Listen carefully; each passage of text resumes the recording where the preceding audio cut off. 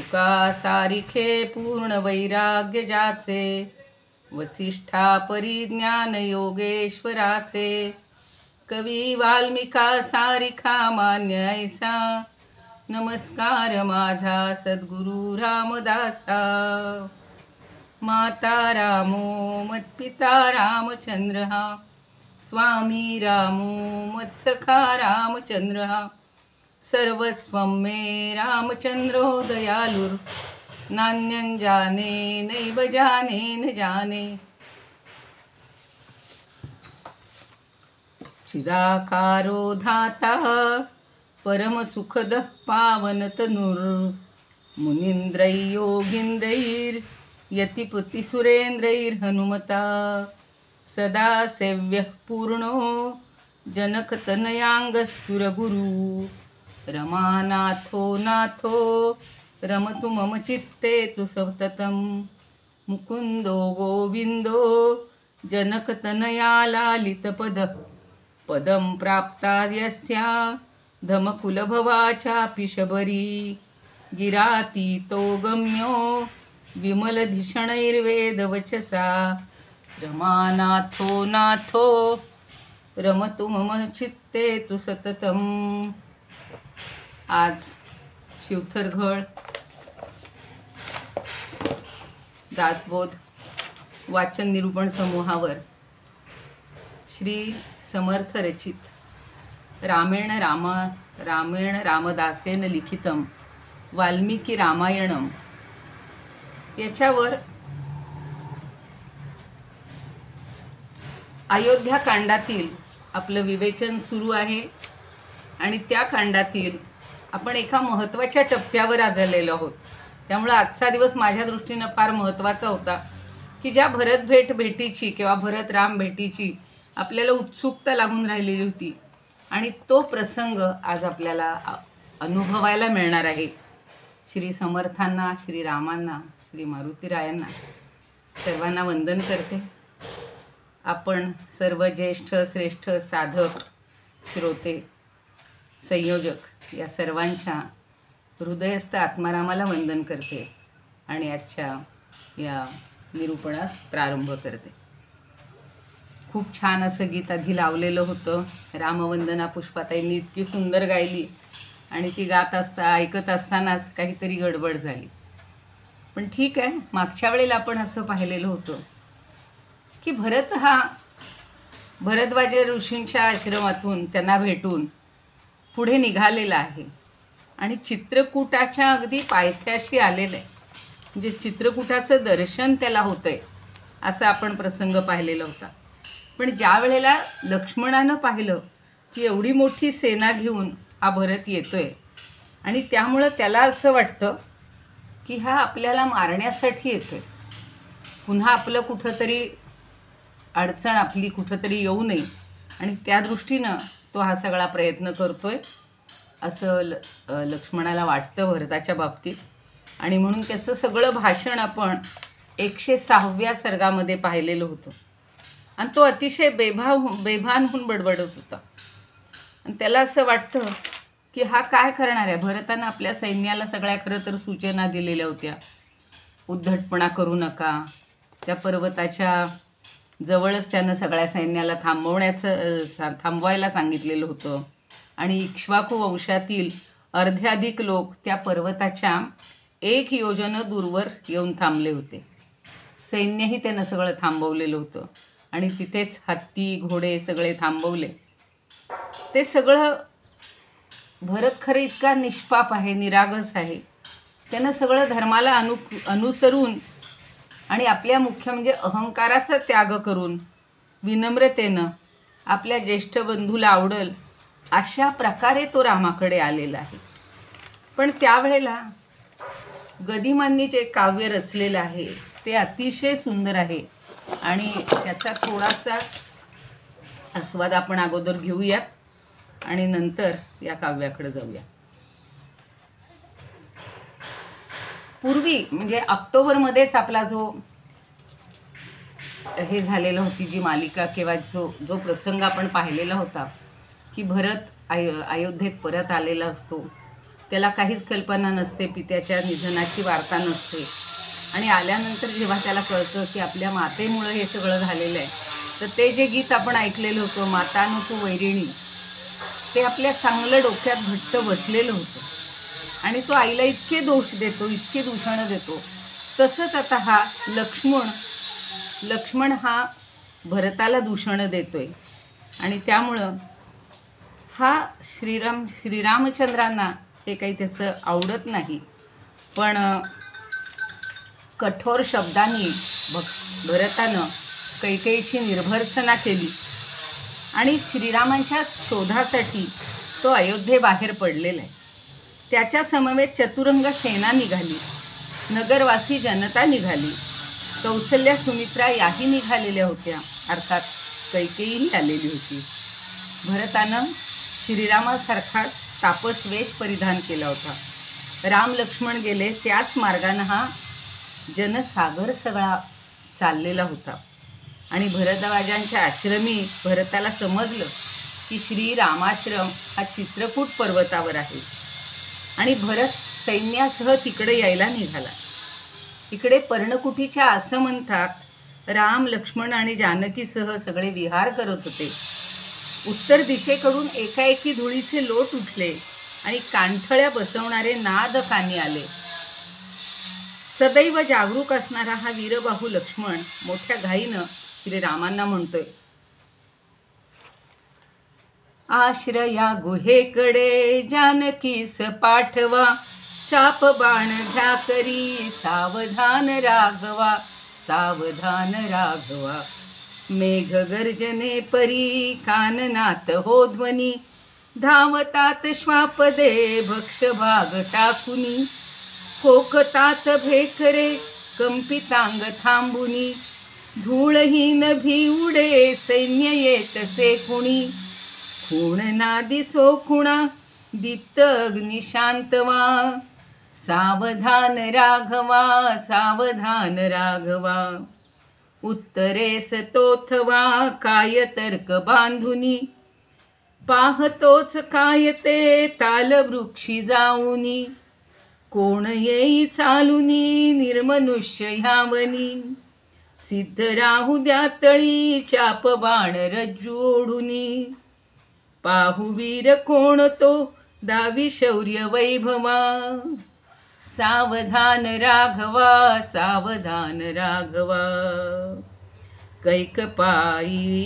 कैकपायी धावती हस्ती अश्व दौडती, धर्मस्नात सारथी यात ते महारथी, कोण श्रेष्ठ एक तो राहिला उभारथी, सावळी तुम्हा परी दीर्घ बाहू आकृती, बंधुयुद्ध कामका शोधू येई बांधवा, सावधान राघवा, सावधान राघवा. ध्याड भरत काय हा बंधुघात साधतो, येऊ दे पुढे जरा कंठनाल छेदतो, कैकईस पाहू दे छिन्न पुत्र देहतो, गौड घोड दौड वाजते ये समीप नादतो, ये पुनश्च आजही संधिशास्त्र पाठवा, सावधान राघवा, सावधान राघवा. एक मी उभा इथे येऊ देत लाखते, लोकपाल तो नवा स्वत्वहीन लोकते, क्षम्यनारणांगणी पोरकेही पोरते, शत्रुनाश क्षत्रिया धर्म कार्य थोरते, ये समोर त्यास मी धाडितोच रौरवा, सावधान राघवा, सावधान राघवा.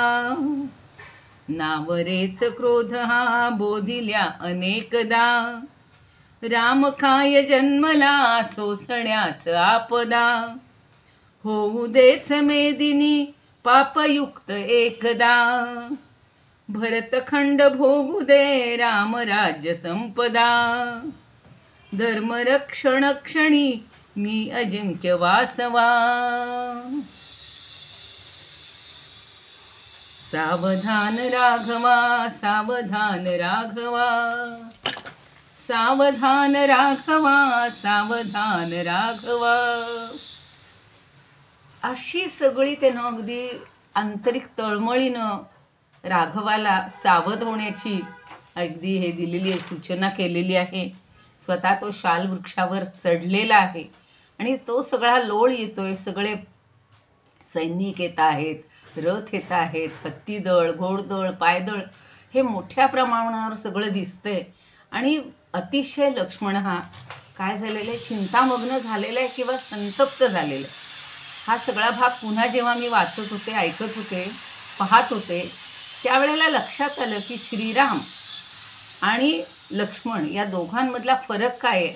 तर श्रीराम 100% सत्वगुणी आहे आणि हा लक्ष्मण हा रजोगुणी आहे. त्यामुळे त्याला तो क्रोध आवरतच नाही. म्हणून त्यानं आता या गीतामध्ये सुद्धा म्हणले की मला हा क्रोध आवरतच नाही आहे, काय करावं समजत नाही आहे. आणि एकीकडं भरत या सगळ्याचं मिश्रण म्हणजे अत्यंत रामाचाच दुसरा जसं काही दुसरी प्रतिकृती असल्यासारखा शांत, संयमी, अत्यंत प्रेमळ असा हा या ठिकाणी येऊन थबकलेला आहे. तर त्याचं आपल्याला आता त्याचं म्हणणं काय आहे किंवा जो भरत-राम भेटीचा जो अतिशय ज्याला आपण म्हणू हृदयंगम असा जो प्रसंग आहे तो आज आपल्याला अनुभवायचा आहे. पुन्हा एकदा सगळ्यांबद्दल मी कृतज्ञता व्यक्त करते. आणि आज सकाळीच येऊन मला काकांनी आशीर्वादही दिलेले होते. कारण समर्थांच्या कृपेनं हे सगळं जरी चाललं असलं तरी त्याच्या मागे या संयोजकांची ओढ फार आहे. की रामभेटीची इतकी उत्कट आतुरता असताना भरत शत्रुघ्नाला राम लक्ष्मण सीतेचं दर्शन होतं. आणि रामाच्या कुटीपाशी जाईपर्यंतचा भरताच्या मनातला जो कल्लोळ आहे तो आता आपल्याला सगळा पाहायचा आहे. कवींनी म्हणजे अर्थातच वाल्मिकींनी आणि श्री समर्थांनी इतका तो सुंदर टिपलेला आहे की तो समोर प्रसंग आपल्या समोर घडतोय असं आपल्याला वाटतं आणि आपल्याला सुद्धा गहिवरून टाकतो. हा महाबलशाली भरत बलहीन झाला आहे का तर राम इकडे वनात आलेला आहे. आपण खूप किती सर्ग पाहिले की त्या भरताच्या ज्या सगळ्या भावना आहेत त्या सगळ्या व्यक्त झालेल्या आहेत आणि त्या वर्णनातून कवीचं शब्द सामर्थ्य तर लक्षात येतंच, पण समर्थांचं मनाच्या भावनांचं सामर्थ्य जे आहे ते जे त्यांनी टिपलेलं आहे ते आपल्या जास्त मनावरला भावतं. तर भरताच्या सेनेसह हा शत्रुघ्न आपल्या संपन्न परिवारासह दोघा भावांची भेट घेण्यास म्हणजे दोघेही आलेले आहेत. शत्रुघ्नाचा कधी कधी उल्लेख होत नाही म्हणून मी तो मुद्दाम आवर्जून करते. तर असे हे उत्सुक असलेले दोघंही त्या दोघांनाही राम लक्ष्मणाचं दर्शन होतंय. आणि ते झाल्यानंतर काय होतंय बघा, तर भरतानं ऋषी वसिष्ठांना सांगितले. अजून सगळ्यांना तिथापर्यंत आणलेलं नाही आहे, हे सगळे पायाशीच आहेत, पायथ्याशीच आहेत की माझ्या मातेला आपण लवकर घेऊन या.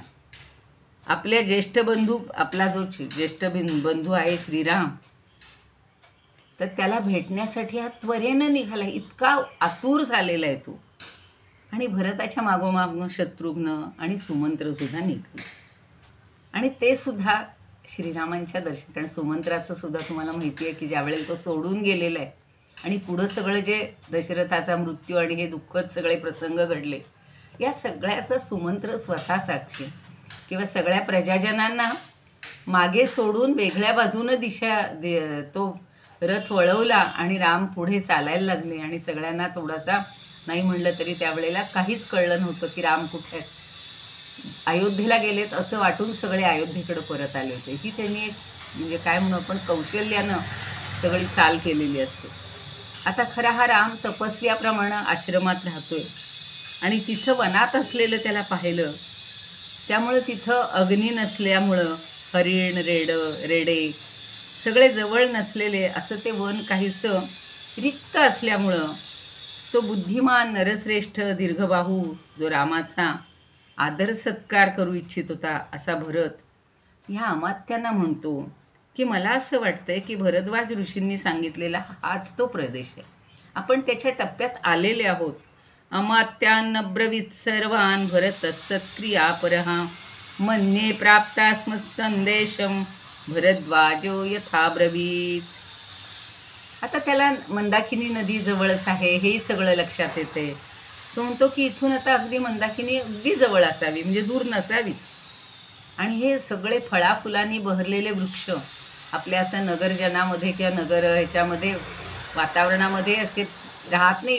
छान फुललेले वृक्ष, म्हणजे फळांच्या भाराने वाकलेली सगळी झाडं, पेरू असतील तर पेरू सगळे तोडून नेले जातात, कुरबाडलं जातं सगळं. ते वनामध्ये हे सगळं सुरक्षित दिसत होतं त्याला. आणि त्यामुळे तो म्हणतो की हे जे सगळे रस्ते झालेले आहेत त्याचं निरीक्षण किती सूक्ष्म आहे बघा. तो म्हणतो की ही कंदमुळं वगैरेनी सगळं वेढलेलं हे ठिकाण दिसते, हे नक्कीच लक्ष्मणानं मोठ्या कष्टानं सगळं निर्माण म्हणजे मोकळं केलं असावं. आणि उंच आवरण त्यांनी एक बांधलेलं होतं, तो जे चढलेला होता ते, तर हे सुद्धा त्यानंच केलेलं असावं. आणि स्वच्छ असा सुंदर सगळा तयार केलेला तो रस्ताही होता, तोही ओळख पटवून देत होता की हे लक्ष्मणाचंच कार्य आहे. भावाभावांना एकमेकांच्या गुणाची खूप जाणीव आहे. आणि त्यामुळं तो सगळं अगदी आपण म्हणतो ना की अनुमानानं सगळं जाणलं जातं. पुन्हा त्याला हत्ती दिसत आहे, पांढरे शुभ्र हत्ती, म्हणजे दात असलेले हत्ती तिथं वावरत होते. आणि पर्वताच्या जवळ आल्यावर हे हत्ती एकमेकांवर गर्जना करत होते. तिथूनच आगीचा थोडा काळा धूर निघत होता, म्हणजे यज्ञ वगैरे चाललेले असतात ना ते. म्हणजे त्याच्यावरून त्याच्या लक्षात येतं की इथे जवळपास मनुष्यवस्ती असली पाहिजे. या सगळ्या खुणा त्यांच्या लक्षात येतात. आणि म्हणून ज्यानं आपल्या पित्याच्या आज्ञेचं पालन केलं आहे अशा धर्मज्ञ महर्षी रामाला आज आपण पाहणार आहोत. याचा त्याला खूप आनंद आहे. अहम तम पुरुषव्याघ्रम पितुसंदेशकारिणं द्रक्ष्यामि धर्मज्ञं महर्षिमिव राघवम्. अथ गत्वा मुहूर्तंस चित्रकूटं समीपतः मंदाकिनीमनुप्राप्तं स्वजनं वाक्यमब्रवीत. आपल्या लोकांना तो म्हणतो की आता तुम्ही सगळे इथेच थांबा. आणि मग थोडासा चालून गेलेला आहे, अगदी चित्रकूटाच्या जवळ आला आहे. त्याला मंदाकिनी नदी दिसलेली आहे. मी म्हणलं तसा हा सगळा आधीचा प्रवास ते वर्णन करतायत. आणि मग भरत आपल्या स्वजनांना म्हणतो की जगामध्ये अनेक शूरवीर नरव्याघ्र आहेत, पण ते सुख ऐश्वर्यामध्ये रममाण आहेत. आणि हा नरेंद्र म्हणजेच हा राजा अत्यंत तेजस्वी असा राम इथं निर्जन वनात आलेला आहे. सगळ्या इच्छा आकांक्षाचा त्यांनी त्याग केलेला आहे. आणि राम हा वनात रमतो आहे. त्या जनस्वामी रामाचं मी चरणक्षालन करणार आहे. मी आता त्याच्या चरणावर पडणार, म्हणजे हे करणार आहे, त्याचा स्पर्श करणार आहे आणि त्याच्या चरणाचं क्षालन करून तिथे तीर्थ घेणार आहे. इतकी त्याला ओढ लागली. तसंच तो म्हणतो मी सीतेच्या सुद्धा चरणांवर पडीन, लोटांगण घालीन. आणि असं तो सगळं बोलत बोलत अजूनही तो विलापच करतो. जगत्या पुरुषव्याघ्र आस्ते वीरासने रतः नरेंद्रो निर्जनं प्राप्तो लोकनाथो महाद्युतिः. सर्वान् कामान् परित्यज्य वने वसति राघवः तस्याहं लोकनाथस्य पादयोः प्रसादयन् रामस्य निपतिष्यामि सीतायाश्च पुनः पुनः. एवं विलपमानस्तु वने दशरथात्मजः. आता जवळच त्याला अतिशय सुंदर अशा घोड्यांच्या कानाप्रमाणे मोठमोठ्या पानांनी वेष्टिलेली अशी पर्णकुटी दिसली. काय वर्णनं केलेली आहेत. आता घोड्यांच्या कानाप्रमाणे मोठ्या मोठ्या पानांनी वेढलेली किंवा वेष्टिलेली अशी पर्णकुटी दिसली आणि बांधलेली आहे ती लक्ष्मणाने. आणि समोर जणू विशाल मृदू अशा अंगणात सुंदर अशी दर्भानी बनवलेली यज्ञीय वेदी त्याला दिसली, यज्ञकुंड दिसली. सूर्याची प्रखर किरणं जवळ येऊ नयेत म्हणून बाणांनी वर्णन तर इतकं छान केलेलं आहे बघा, की आपण जसं शहरी भागात किंवा आपल्या ग्रामीण भागात घर सजवण्यासाठी काय काय करतो, आता तिथे वनामध्ये काय होतं त्यांना सजवायला, पण जे बाण होते आता काही तिथे त्यांना फार काही युद्ध वगैरे करावं लागत नव्हतं. त्यामुळं बाणांनी वेलींनी आडोसा केलेला होता. ते अंगण जणू भोगवतीच्या मुखाप्रमाणे सुंदर दिसत होतं आणि चांदीनं मढवलेल्या कक्षात 2 तलवारी तळपत होत्या. मी म्हणलं तसं या दोघांच्या तलवारी तिथं त्यांनी छान लावलेल्या होत्या. धनुष्याला सुंदर असे हिरे रत्न जडवलेले होते आणि सुवर्ण आणि रत्नजडित अशा गोधांगुली शोभत होत्या. गोधांगुली म्हणजे काय?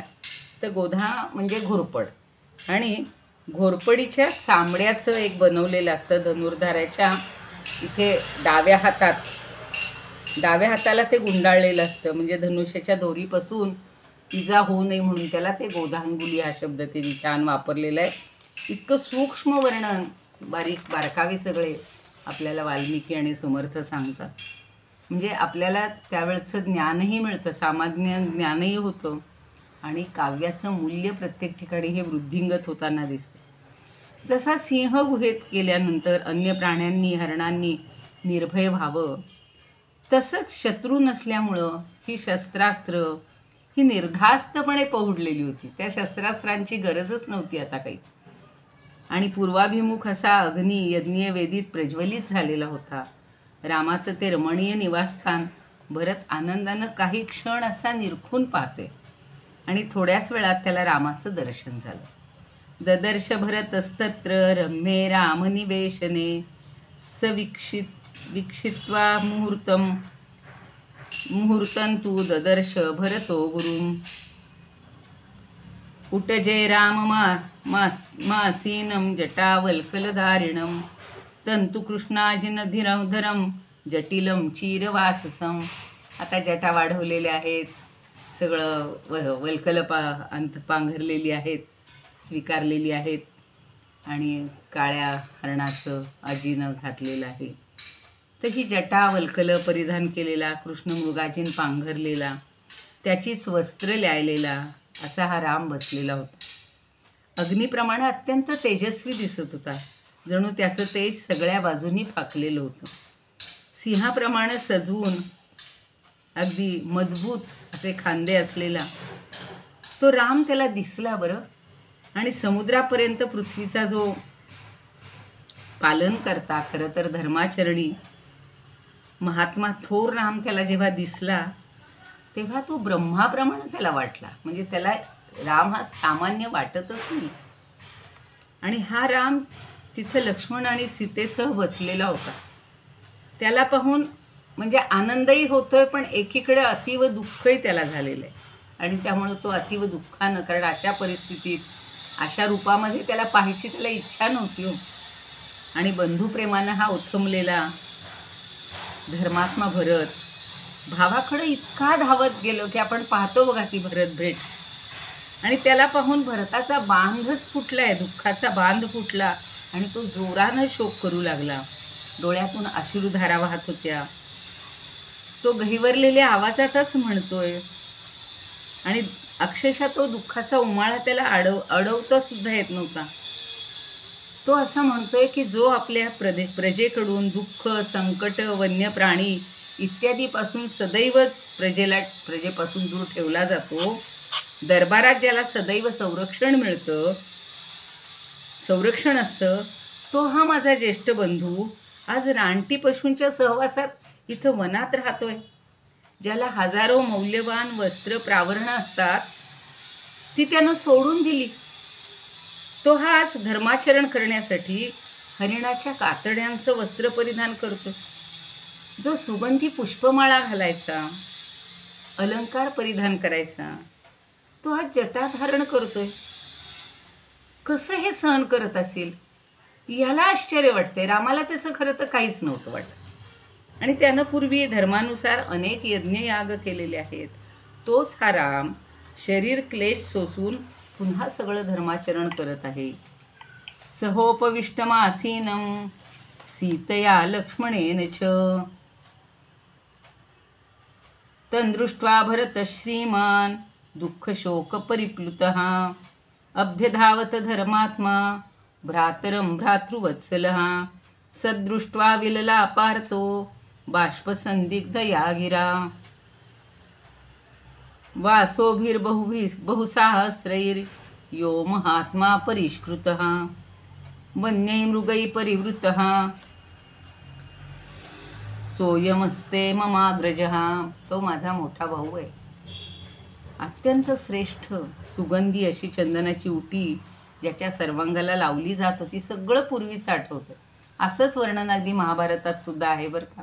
जेव्हा पांडवन ते वनवासात गेलेले होते ना, अगदी अशीच वर्णनं व्यासांनी तिथेही केलेली आहे. आणि त्याचं शरीर कसं धुळीनं आता माखलं जाते. सुखी असला पाहिजे अशा रामाला दुःख भोगावं लागत आहे. या जगात निंदे आणि घृणास्पद अशा माझ्या जीविताचा धिक्कार असो. हे सगळं कुणामुळं झालंय तर आपल्यामुळं झालंय, हे त्याला सारखं दुःख त्याला जाणवते. आणि म्हणून आता तो हीनदीन झालेला भरत रडायला लागलाय आणि तिचं मुखकमल अगदी म्लान झालं आणि तो रडत रडतच रामाच्या चरणावर येऊन कोसळलाय. तो महाबलशाली राजपुत्र भरत दुःखानं एवढा बलहीन झाला होता की तो पुढे काहीच बोलू शकला नाही, फक्त रामाच्या चरणावर पडला. आणि सद्गदित कंठानं तो केवळ यशस्वी झालेल्या रामाकडे पाहत राहिला. त्याचे ओघळणारे अश्रूसुद्धा त्याला थांबवता येत नव्हते, इतकं प्रेम आहे भावावर. मृगाजिनम सोयमिती संवितो धर्ममाचरन् अधारयद्यो विविधाश्चित्रा सुमनसस्रजा सोयम जटाधारयितुं महते सहते राघव कथम यस्य यज्ञै यथादिष्टैर्युक्तो धर्मस्य संचयः चन्दनेन महार्हेण यस्याङ्गमुपलेपितं मलेन तस्याङ्गमिदं कथमार्यस्य सेव्यते मन्निमित्तम् इदं दुःखं प्राप्तो राम सुखोचितः धिग्जीवितं नृशंसस्य मम लोके विगर्हितः. लोकांनी माझी निंदा केलेलं असं माझे जीवन याचा धिक्कार असो तो म्हणतो. आणि शत्रुघ्नानं सुद्धा रडत रडत रामाचे चरणवंदन केलं. रामाने त्या दोघांना एकदमच आलिंगन दिले. कडकडून भेट, जी भरत भेट आपण म्हणतो ना, ती आत्ता इथे आपल्याला अनुभवायला मिळते. आणि तेव्हा रामाच्या नेत्रातून सुद्धा अश्रू ओघळायला लागलेत. सुमंत्रानं त्या सर्वश्रेष्ठ राजपुत्रांना जवळ घेतलं. 4 जणांना एका वेळेला जवळ घेतले. आणि ते कसे दिसत होते? आकाशात चंद्र, सूर्य, शुक्र आणि बृहस्पती बरोबर एका वेळेला हे सगळे असावेत. म्हणजे हे 4 देव, चंद्र, सूर्य, शुक्र आणि बृहस्पती, तसे हे सगळे 4 जण शोभत होते. तेव्हा राजाच्या हत्तींचा कळप त्याच्या नेत्यांसह जवळ आलेला आहे. ते सगळं विलोभनीय आणि अलौकिक असं हे वनातलं दृश्य तपस्व्यांनी पण पाहिलं, वनातल्या तपस्व्यांनी पाहिलं. आणि ते सुद्धा डोळ्यातून अश्रू ढाळायला लागले. म्हणजे हा इतका आपण काय म्हणू, अगदी हृदयस्पर्शी असा हा प्रसंग आहे.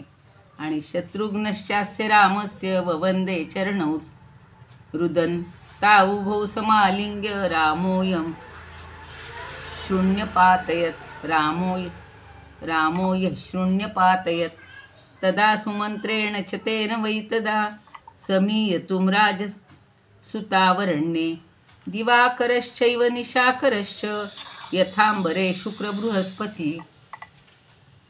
बृहस्पतीभ्यः. आत्ता सांगितलं तसं ते श्लोकातून सांगितलं की इतकी ही सगळ्यांची एका वेळेला जी भेट झाली आहे ना, ती आपल्याला अगदी खरंच आपल्या अंगावर सुद्धा शहारा आणते. आणि किती काळानंतर कशा परिस्थितीत बंधू एकमेकांना भेटतायत.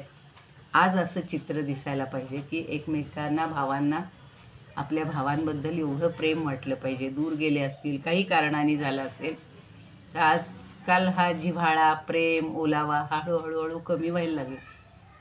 आणि सगळे आपापल्या संसारात, आपापल्याच कार्यामध्ये मग्न असतात.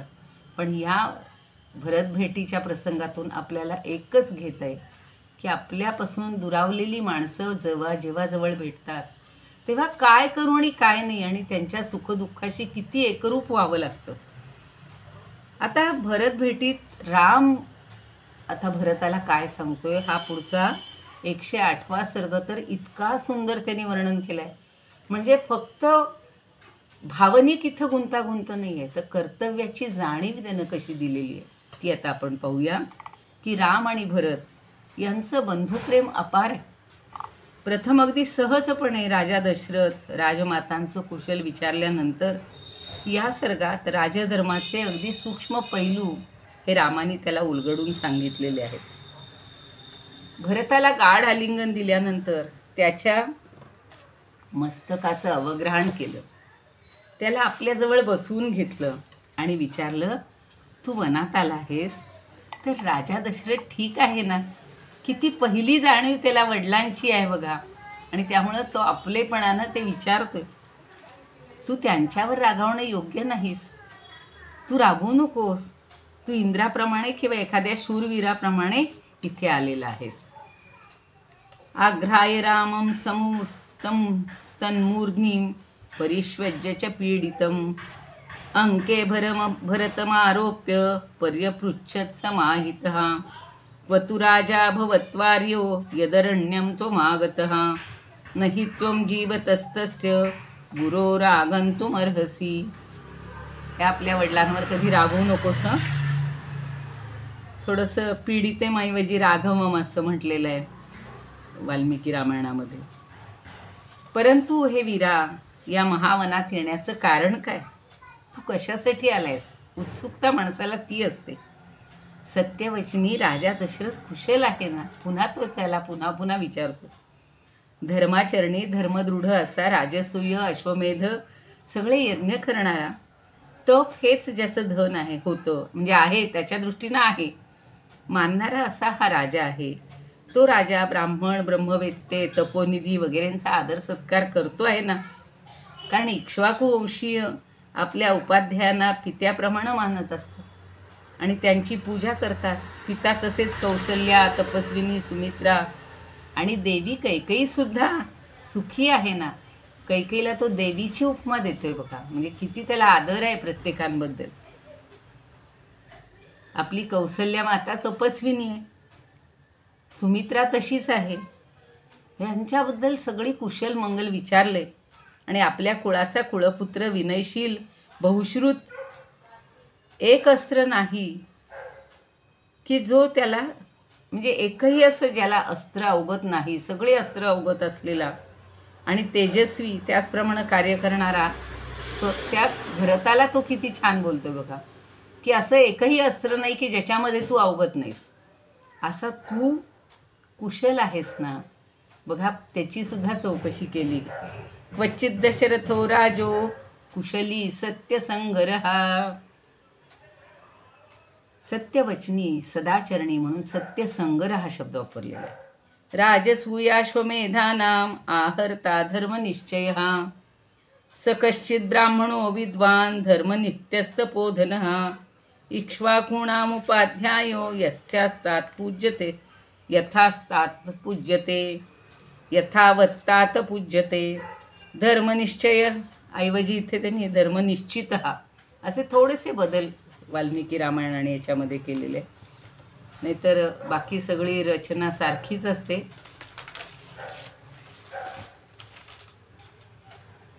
मात कश्चित कौसल्या सुमित्राच प्रजापती. आता इथे शब्द कसे वापरलेत बघा वाल्मिकी रामायणात. सुमित्राच प्रजापती, सुखिनी कच्चिदार्याच देवी नंदती कैकयी. ह्या सगळ्या आनंदित आहेत ना, सुखी आहेत ना. आणि समर्थांनी मात्र किंवा याच्यामध्ये रामायण रामदासेने लिखितम तिथे प्रजापतीऐवजी मगाशी मी सांगितलं तसं तपस्विनी शब्द वापरलेले. प्रजावती म्हणजे जिला प्रजा जास्त आहे अशी ती सुमित्रा, 2 पुत्र आहेत तिला. पण त्यापेक्षा तपस्विनी ही जास्त विशेषण अगदी मन लावून किंवा विचार करून त्यांनी लावलेलं आहे.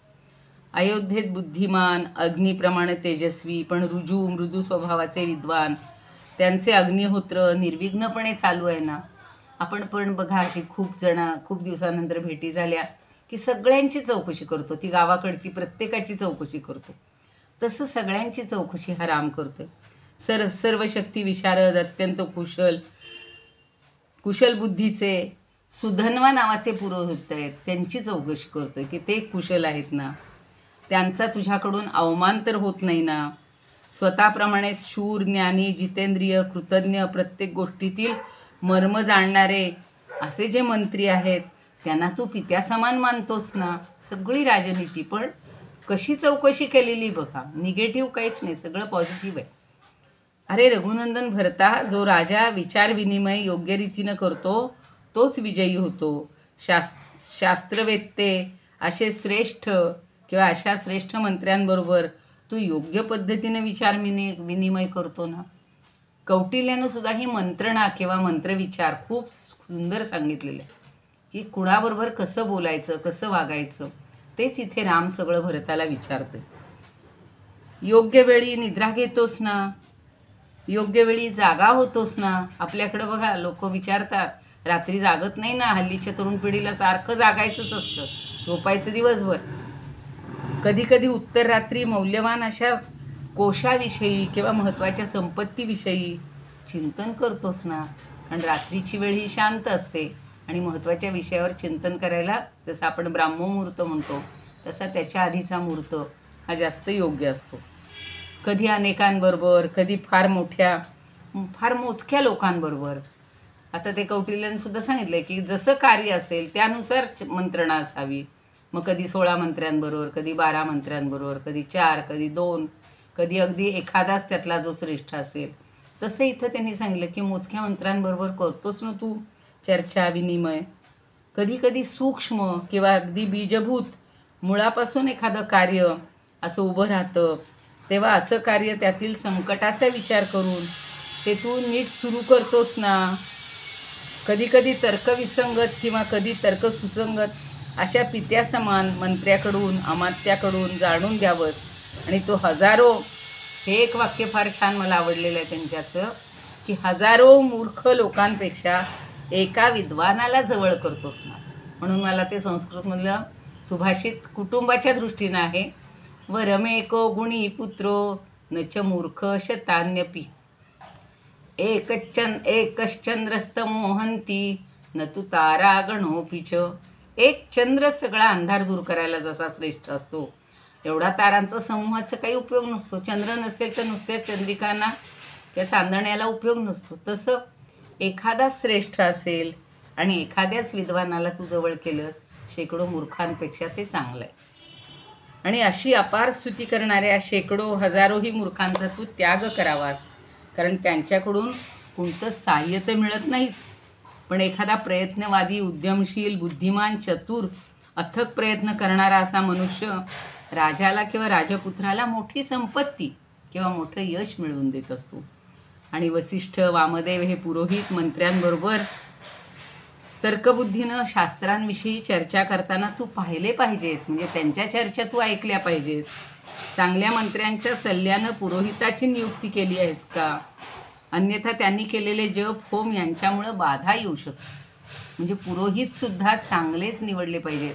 आजकालसुद्धा म्हणतात हां त्यांनी ना 15,000 मागितले होते आम्हाला अमक्या यज्ञाबद्दल किंवा या गृहकार्याबद्दल, आणि ह्यांनी 5,000तच केलं. मग ते 5,000तले करणारे आहेत, त्यांची बुद्धी कशी असेल, त्यांनी कोणते मंत्र म्हणले असतील याचा आपण विचार करतो का? आपण हजारांचा विचार करतो.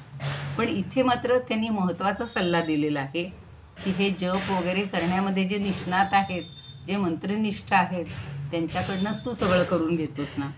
वितर्कबुद्ध्या शस्त्राणी पूजयन द्रष्टुमर्हसि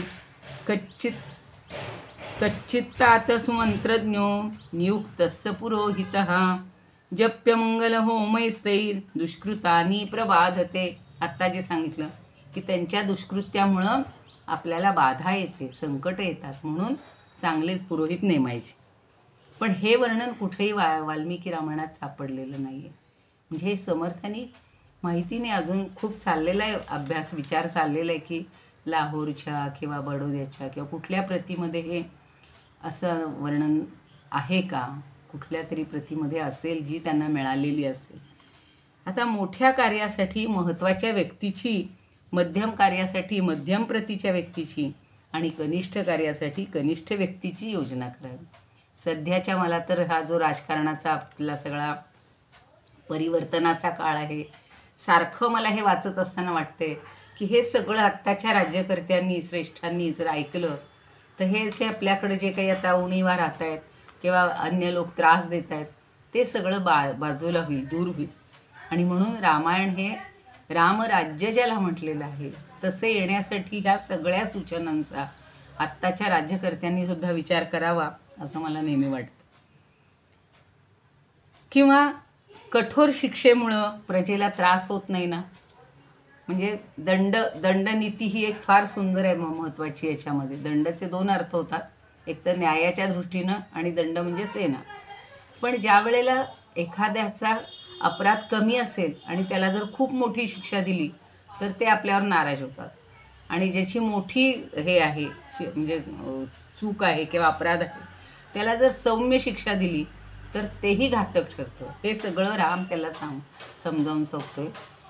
पण हे फक्त भरताला सांगितलं आहे का हो? मी प्रत्येक श्लोक वाचताना विचार करत होते की मला असं वाटतंय हे सगळं जसं भगवद्गीता फक्त अर्जुनाला सांगितली का? नाही. आपण सगळे अर्जुन आहोत, तसं आपण सगळे आता भरत आहोत. स्त्रीलिंगी पुल्लिंगी हा विचारच नाही करायचा, ती व्यक्ती म्हणून पाहायचे की आपल्याला सुद्धा दैनंदिन जीवनात ह्या छोट्या छोट्या गोष्टींना तोंड द्यावं लागतं आणि आपण कुणाशी कसं वागतो हे सगळं महत्त्वाचं आहे. तर कठोर शिक्षेमुळं प्रजेला त्रास तर होत नाही ना. तुझे कुशल आणि तज्ज्ञ असे मंत्री तुझं राज्य चांगल्या प्रकारे चालवू शकतात. आता त्यांनी असं म्हटलेलं आहे की एखादी स्त्री आपल्या वृद्ध पतीचा अवमान करते तशी तू कोणाची अवहेलना तर करत नाहीस ना. वैद्यानं जर योग्य उपचार केले नाहीत तर मृत्यू समोर दिसायला लागतो. शूर व्यक्तीनं संपत्ती आणि काम यांचा योग्य प्रमाणात उपभोग घेतला नाही तर दोन्हीही लालसा वाढतच जातात. जास्त पैशाची हाव नको आणि कार्यही जास्त नको. आपल्या काय म्हणतात कुवतीनुसार सगळं राजांनी सुद्धा करायला पाहिजे. तू सैन्यांना आणि इतरांना सुद्धा ठरलेले वेतन देतोस ना. इतक्या बारीक सारी गोष्टी सांगितल्या. योग्य वेळी गरजेच्या वेळी दिलेले धन त्यांच्याकडून पुन्हा काढून घेत नाहीस ना. मला हा मुद्दा तर फार पटलेला आहे की आपण काही वेळेला बघा आपल्या कामवाली असतील किंवा शेजारी असतील किंवा कोणी असे आणि त्यांना गरजेच्या वेळेला देतो तर पुन्हा आपण अपेक्षा ठेवतो. आपण म्हणजे जे धरतात त्यांच्याबद्दल सांगते तर ते चुकीचं असतं. तेच राम सांगतोय की त्यांच्याकडून पुन्हा मागण्याची परत घेण्याची अपेक्षा नाही न करत नू. गरजवंताला अक्कल नाही असं मराठीत म्हण आहे, पण गरजवंताला जर आपण मदत केली तर आपण पुन्हा मागणं ह्याला अक्कल नाही असं म्हणावं लागेल. आणि गरजेची वेळ निघून गेल्यानंतर जर गरज सेवकाला, जो गरजू सेवक असेल त्याला वेतन किंवा धन दिलं तर तो आपल्या मालकाची अवहेलनाच करतो. गरज आहे तेव्हा दिलं नाही, नंतर तुम्ही ढीगभर दिलं, काय उपयोग आहे? काही नाही. हे आपल्याला सुद्धा सध्याच्या काळात उपयुक्त आहे आणि ते मोठं संकट आणतात. मग आपण पाहतो की काही काही अशा घटना घडतात. आता काल परवाच आम्ही पुण्याला जाऊन आलेलो होतो तेव्हा एवढ्या मोठ्या बिल्डिंगमध्ये, सोसायटीमध्ये घरात माणसं नाही राहत म्हणलं की घरं फोडा, त्यांचं नुकसान करा. हे सगळं चालतं. हे कशामुळं चालतं? आपल्या जवळपासचेच ओळखीचेच लोक हा सगळा हे करत असतात, म्हणजे सेवक वगैरे. आणि मग ते मोठं संकट आपल्यावर आणू शकतात. विशेषतः काही कुलवंत घराण्यातील मुलं तुझ्यावर स्नेह करत असतील. हा एक चांगला मुद्दा सांगितलेला आहे पुन्हा त्यांनी की जीच कुलवान मुलं आहेत आणि ती जर तुझ्यावर प्रेम करत असतील आणि संकटकाळी जर तू त्यांना साथ घातलीस तर तेही तुझ्यासाठी प्राणांचाही विचार करणार नाही, त्याग करतील. म्हणून प्राणांतेपि प्रकृती विकृती न जायते नियुत्तमाना. जे उत्तम प्रकारचे लोक असतात त्यांची प्राण जाण्याची वेळ आली तरीसुद्धा ते आपली प्रवृत्ती किंवा चांगलं आचरण सोडत नाहीत. तसं हे चांगले लोक हे आपल्या मदतीला येत असतात. आणि म्हणून आपल्याला हा व्यवहारच करत असताना, जगत असताना हा विवेक आपल्याला सगळीकडे पाहिजे. समर्थांना विवेक हा शब्द फार आवडतो म्हणजे त्याच्यावर त्यांनी भर दिलेला आहे की आपण प्रत्येक ठिकाणी विवेकानं वागलं पाहिजे. आणि तू न कंटाळता त्यांच्या योग्यतेप्रमाणे त्यांना दक्षिणा देतोस ना, म्हणजे ज्या ज्या कार्याची जी काही मोबदला आहे तो देतोस ना. तुझे दूत योग्य प्रकार परिस्थितीचं सगळं कथन करतायत ना. कौटिल्यने आज कौटिल्य मला फार आठवत होता की त्रयाणाम एकवाक्ये संप्रत्यय. म्हणजे 3 जर दूत पाठवले असतील तर त्यांच्यामध्ये समानता आली तर मग तो निर्णय घेणं योग्य असतं. तिघांनी 3 मतं आणली तर नक्की त्यात काहीतरी गोंधळ असतो. काला अतिक्रमणाथे तोर भक्तवेतनयोर्वृथाः भर्तारमवमन्यन्ते सोऽनर्थस्तु महान् भवेत्। कच्चित्युर्वा पूर्वानुरक्तास्ते कुलपुत्रा प्रधानता। आता जे कुलपुत्रांबद्दल सांगितलं, आहवेषु प्रियान् प्राणान् संत्यजन्ती महाहिताः। तिथं त्यांनी लिहिताना असे फुल्या केलेले आहेत समर्थांनी. तो महाहिताः असा शब्द आहे, ते नक्की कळत नव्हतं, खूप विचार करून तो समजून घ्यावा लागला. कच्चित प्राणांस्तवार्थेषु संत्यजंती समाहिताः. आणि मूळ रामायण आहे त्याच्यामध्ये समाहिताः म्हणजे जे एकत्रित आलेले असतात किंवा ज्यांचं चित्त स्थिर असतं त्यांना समाहित म्हटलं जातं. आणि ते आपल्या धन्यासाठी राजासाठी प्राणसुद्धा द्यायला तयार असतात. काही 10-5 गुप्तचर दुसऱ्या पक्षाच्या लोकांमध्ये सुद्धा, तर काही 10-5 आपल्या पक्षांमध्ये विखरून ठेव. सध्याच्या काळात ही फार राजनीती आवश्यक आहे असं मला वाटतं. एकमेकांना कळू न देता तीर्थक्षेत्री भ्रमण करणारे 3-3 गुप्तचर ठेवतोयस ना, कारण तीर्थक्षेत्रात सुद्धा बऱ्याच गोष्टी घडत असतात. अरे शत्रुनायका नाशका, कधी शत्रूच्या हल्ल्याच्या भीतीनं तू प्रजेचं पालन करताना दुर्बल तर होत नाहीस ना. ह्याला वाटतं की यानं राज्य घेतलेलंच आहे. सगळे प्रश्न विचार म्हणजे भविष्याचे सगळे करत त्यांनी त्याला सूचना दिलेल्या आहेत. तू प्रजेमधील भोंदू ब्राह्मणांना सन्मानित तर करत नाहीस ना, कारण ते स्वतःला विद्वान समजणारे मोठी संकट आणण्यात तरबेज असतात. कारण ते मूर्खासारखेच असतात, म्हणून त्यांना जास्त महत्त्व देऊ नकोस. आपल्या वडिलांच्या पूर्वजांनीही सदैव शूरवीरांना आपलंसं केलेलं आहे, त्यांच्यावर स्नेह केला आहे. आणि बाळा, ज्याप्रमाणे आपले वर्तन ते जसं करत होते तसं तू सगळ्यांशी योग्य प्रकारे वागतोयस ना. सत्यवर्तनी, त्यांच्यावर दृढ श्रद्धा असलेल्या आपल्या पित्याच्या राज्यात हत्ती घोडे यांनी युक्त अशी प्रजा आहे. ब्राह्मण क्षत्रिय वैश्य शूद्र हे सगळे आपापल्या कर्तव्य कर्मात दृढ आहेत, रममाण झालेले आहेत. सर्वत्र जितेंद्रिय उत्साहानं रसरसलेले असे मित्रजन आहेत. ते सगळे सुरक्षित आहेत ना. सगळ्यांची चौकशी केली. आनंदी उत्साही अशा स्त्री पुरुषांचा उत्सवप्रिय समाज असा आपल्या अयोध्येमध्ये आहे.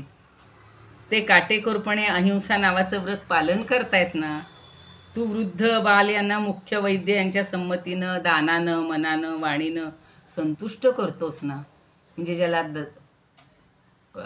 आरोग्याची गरज असेल त्याला चांगले वैद्य पुरवणं, ज्यांना धन हवं असेल त्यांना दान करणं, ज्यांना प्रेमानं बोलणं आवश्यक आहे त्यांना वाणीनं संतुष्ट करणं. किती ह्या गोष्टी सगळ्या आपल्यालाच लागू पडत आहेत की नाही मला सांगा. तू गुरु वृद्ध ज्ञानवृद्ध तपोवृद्ध देवदेवता अतिथी देव सिद्ध पुरुष ब्राह्मण ज्ञानीजन या सगळ्यांना वंदन करतोयस ना. तू संपत्तीसाठी धर्माचा किंवा धर्मासाठी संपत्तीचा अवमान करत नाहीस ना. धर्म अर्थ काम तीनही पुरुषार्थ सामंजस्यानं आचरत आहेस ना. सगळे प्रश्न विचारले. आणि हे श्रेष्ठ वत्सा, सर्व वक्त्यांमध्ये श्रेष्ठ असा तू धर्म अर्थ काम या तीनही पुरुषार्थासाठी योग्य तो वेळ देतो आहेस ना.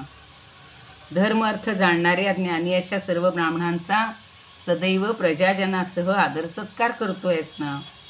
ज्ञानीजनांमध्ये नास्तिक्य बुद्धी असत्यता क्रोध चुका हे तर 14 त्यांनी 12 अपराध सांगितलेले आहेत. एखाद्या कामातील दिरंगाई किंवा दीर्घसूत्रता म्हणतो, आळस असे दोष कुठं तुझ्या बाबतीत दिसून येत नाहीत ना. आणि जर अर्थतज्ञ नसलेल्या अशा व्यक्तींकडून संपत्तीविषयक किंवा अर्थविषयक सल्ले घेतले तर ते निश्चितच हानिकारक ठरतात. एक मंगला नावाचे योग सांगितले, तो अजून मला शोधायचं आहे नेमकं काय आहे त्याच्याबद्दल. तर सगळीकडे प्रीती स्नेह पसरवणारा असा हा मंगला योग असतो. आणि तू या 14 राजदोषांपासून दूर आहेस ना, म्हणजे तो योग तुझ्या ठिकाणी राहील. आणि त्यांना शक्यतो टाळतो आहेस ना. हे दोष सगळे टाळायला पाहिजेत. तसंच हे रघुनंदना, तू त्या अल्प अन्य अजून 12 दोष आहेत त्यांच्यापासून दूर आहेस ना, की ज्यांनी आपल्यात प्रवेश केला तर मोठ्यात मोठी राजसंपदासुद्धा नष्ट होते. ते 15, 4, 7, 8, 4 या सगळ्या वर्गांचं नियमन पालन करतोयस ना. म्हणजे चतुर्वर्ग धर्म अर्थ काम मोक्ष अशा सगळ्यांचं आचरण करतोयस ना. असं त्यांनी त्याला विचारलं. नास्तिक्यन्मनृतं क्रोधम प्रमादम दीर्घसूत्रताम अदर्शनम ज्ञानवताम आलस्यम क्षिप्रचित्तताम एकश्चिंतनम अर्थानाम नर्थज्ञोपसेवितं निश्चितानाम् अनारंभं मंत्रस्यापरिरक्षणं मंगलानां योगश्च प्रीत्युत्सर्गश्च सर्वशां कच्चित्वं वर्जयस्येतान् राजदोषांच चतुर्दश मंगलाद्यप्रयोगंच प्रत्युत्थानंच सर्वतः. किंवा दैवी मनुष्यासाठी सुद्धा जाणीवपूर्वक इंद्रियांवरती विजय मिळवणं हा सगळ्यात गुण, जसं मनाच्या श्लोकातही समर्थ सारखे सांगतात की आपल्याला इंद्रियांवर किंवा याच्यामध्ये सांगितलेलं आहे दासबोधामध्ये. तर असे सगळे 20 प्रकारचे कार्यविभाग त्यांनी सांगितलेले आहेत. इंद्रियाणाम जयं बुद्ध्या षाड्गुण्यं दैवमानुषं कृत्यं विंशतिवर्गंच तथा प्रकृती मंडलम. असं सगळं तू करतोयस ना. आणि हे श्रेष्ठ बुद्धिमान भरता, यात्रा अनुशास्त्र हे जे 6 गोष्टी आहेत. यात्रा म्हणजे काय म्हणतो आपण, एखाद्यावर स्वारी करणं, त्याला यात्रा शब्द वापरला आहे त्यांनी. अनुशास्त्र, न्यायनिवाडा, विग्रह यांचं नियमानुसार काटेकोर पालन करतोयस ना. 3-4 मंत्र्यांसह तू सदैव विचारविनिमय करतोयस ना. आणि तुझं ज्ञान सफळ आहे ना, तुझं धन सफळ आहे ना, तुझी पत्नी तुझं कुटुंब त्याचीही चौकशी केली, हे सगळं सुरक्षित आहे ना, सफळ आहे ना. आणि हे ज्ञानी बुद्धिमान वीरा, हे जे मी तुला सगळं सांगितलं ते सदैव आयुष्मान यशवंत धर्म अर्थ काम या पुरुषार्थांनी सगळं संपन्न होतात असं ते सांगतात. म्हणजे तू चांगलं आचरण केलंस तर तू सुद्धा यशस्वी होशील. यात्रा दंड विधानंच विधानम संधी विग्रहम कच्चिदेतान महाप्राज्ञ यथावदनुमन्यसे. म्हणजे स्वारी करणं, सैन्य रचना करणं, द्विधा भाव म्हणजे शत्रूंमध्ये फूट पाडणं, समाश्रय, यान म्हणजे चढून जाणं, आसनं काही वेळेला थांबणं, या सगळ्यांचा तुझ्या राजकारणामध्ये किंवा राज्य करत असताना तू उपयोग व्यवस्थित प्रयोग करतोस ना. किंवा कधी संधी करावा लागतो, कधी विग्रह करावा लागतो, याचे प्रयोग हे बुद्धिवान भरता तू योग्य रीतीनंच या सगळ्याला अनुमोदन देतस ना. मोठे जे जे सांगतील तो सल्ला तू ऐकतोस ना. कारण त्यांनी महत्त्वाचं, मला आत्ता कालपासून मी हा विचार खूप केला आहे बघा, की आपले पितर आजोबा पणजोबा जसे सत्यनिष्ठ आचरण करत होते तसंच सत्यनिष्ठ असं आचरण तू करतोयस ना. पृथ्वीपती राजदंड धारण करणारा राजा, त्यानं जर धर्मानं प्रजेचं पालन केलं तर असा राजा पृथ्वीवरील सुखोपभोग घेऊन अंती स्वर्गाला जातो. परवाच्या बघा एका ताईंनी दासबोधाचं विवरण करताना खूप सांगितलं होतं की या सृष्टीचा कारभार करणारा जो ब्रह्मा आहे किंवा ब्रह्मा आहे त्याच्यानुसार सगळ्यांनी आचरण करावं. आणि हे रामायणातही इथं असंच सगळं सांगितलं की आपले पूर्वज जे आहेत त्यांच्यानुसार आपण सत्याचरण आणि सगळं चांगलं सदाचरण केलं तर आपण आपल्या वडिलांप्रमाणे, आपली पिढी आता थोडीशी वृद्धांची आहे, आपल्यानुसार आपल्या मुलांनी आणि आपल्या मुलांनी मुलं जसं चांगलं आचरण करतील तसे आपले नातवंड पुढे परतवंड करतील. म्हणून मला ही रचना फार आवडलेली की हे जे राम विचारतोय की हे सगळं तू पूर्वजांप्रमाणे आचरण करतोयस ना, म्हणजे पुढची पिढी करत राहील. आणि अर्थातच राज्य करत असताना ह्या सगळ्या गोष्टींचं जशी आवश्यकता आहे तसं आपण व्यवहार करत असताना, कुटुंब पालन पोषण करत असताना किंवा धर्म अर्थ काम मोक्ष ह्या 4 पुरुषार्थांची केव्हा जडणघडण होईल आपण पूर्वीच्या लोकांप्रमाणे आचरण केलं तर. वृत्तिं वर्तयसे तातो यांचन प्रपितामहः तां वृत्तिं वर्तसे कच्चित् या वै सत्याय सेविता प्रजाश्च धर्मेण हि पालयित्वा महीपतिर्दंडधरश्च सम्यक् अवाप्य सर्वां पृथिवीं यथावत् इतच्युतः स्वर्गमुपैति विद्वान. पूर्वी स्वर्गाचं महत्त्व होतं आणि म्हणून त्यांनी स्वर्ग प्राप्त होतो असं म्हणतात. मला असं वाटलं होतं की माझे अजून 2 सर्ग अपेक्षित होते, पण गीत आणि थोडासा मध्ये 5 मिनटं वेळ गेल्यामुळं हे झालेलं आहे. आता खरा एक पुन्हा टप्पा, आज जाऊ दे त्याची भेट झालेली आहे आणि त्यात भेटीमध्ये रामाने त्याला किती सगळं मनापासून सांगितलेलं. नुसती कडकडून भेटले, डोळ्यातून अश्रू ढाळले एवढ्याने झालेलं नाही. तर प्रत्येकानं कसं आचरण करायचं हा सांगणारा असा हा 108वा सर्ग होता. 9व्या सर्गामध्ये आता रामाला भरताकडून आपल्या पित्याच्या निधनाचं वृत्त कळते आणि तिथून पुढचा टप्पा जो आहे तो आपण पुढच्या वेळेला पाहूयात. मगाशी जे गीत झालेलं होतं त्याचाच थोडा संस्कृत भाग हा मी नंतरच आता पुढच्या वेळेला तो हे करीन, सादर करीन. फक्त आपण एखादं रामाचंच भजन काहीतरी म्हणूया. विश्वाचा विश्राम रे स्वामी माझा राम रे, आनंदाचे धाम त्याचे गाऊ वाचे नाम रे. विश्वाचा विश्राम रे छिद्रत्नाची खाण रे, एकाएकी जाण रे. प्राणांचाही प्राण माझा स्वामी तुझी आण रे. विश्वाचा विश्राम रे देवांचा तो देव रे, तो हा स्वयं देव रे. अलक्ष लक्षुनी साधी मंदी ठेवून ठेव रे. विश्वाचा विश्राम रे मिथ्या देय करे, साथ स्वामी एक रे. विष्णू कृपा जगन्नाथा करी हा विनो विवेक रे.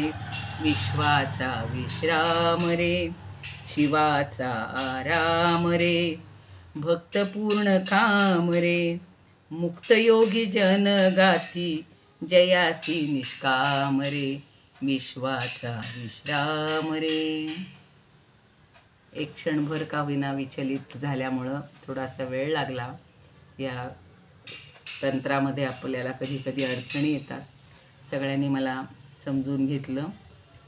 क्षणभर क्षमस्व म्हणतीये आणि ही सेवा समर्थचरणी श्रीरामचरणी अर्पण करते.